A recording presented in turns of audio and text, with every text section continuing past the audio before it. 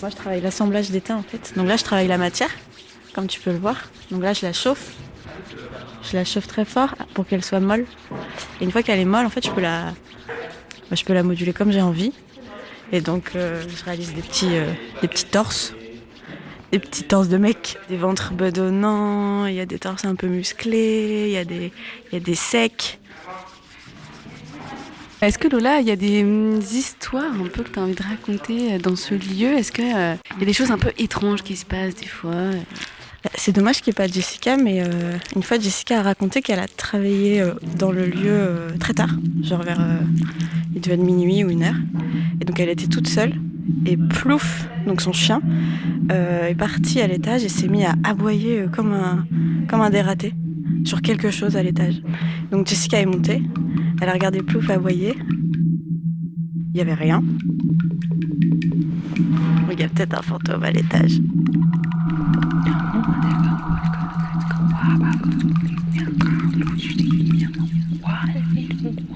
Le fantôme, moi je l'ai déjà vu en fait. Il a quelle couleur?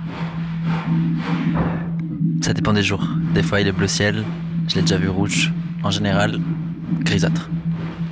Mais il a les yeux rouges.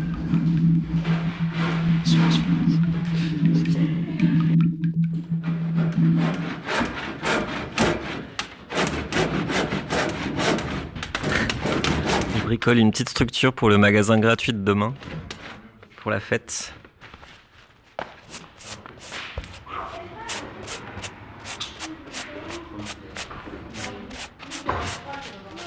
Je suis en train de faire un lino de sol avec une série de petits personnages à poil qui convergent vers un nuage. D'où le bleu ciel.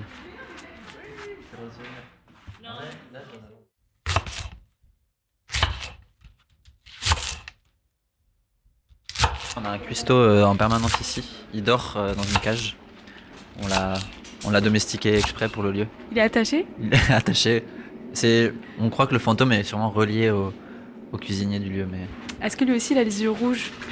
Et il a les yeux bleus, plutôt beau gosse en plus.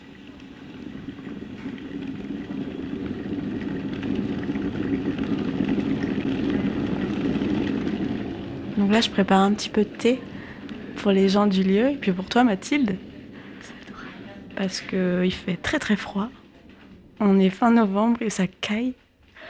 Donc on a besoin de se réchauffer tout au long de la journée. Et donc on fait ce thé dans cette grosse fraise. Voilà. C'est une théière en forme de fraise. Et oui. Est-ce que c'est votre mascotte un peu? Alors, je pense pas parce qu'il y a 2 chiens déjà. Il y a Plouf et Oxo qui sont quand même pas mal les mascottes. Mais la fraise, j'ai l'impression que c'est un objet totem un peu, on pourrait dire. Est-ce que tu as envie de croquer dans cette grosse fraise? Ah oui. Oui, à fond.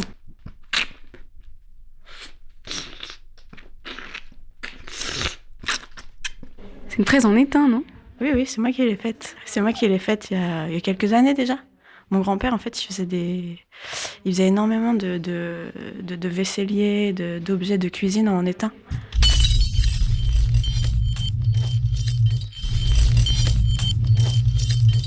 Qui veut du thé? Oui. Combien? Avec grand plaisir. 1, 2. Ouais, merci. 2, c'est tout? Ouais, moi je veux bien. 3, 4, 5.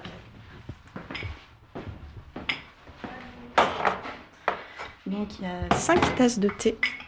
Sors-moi ça.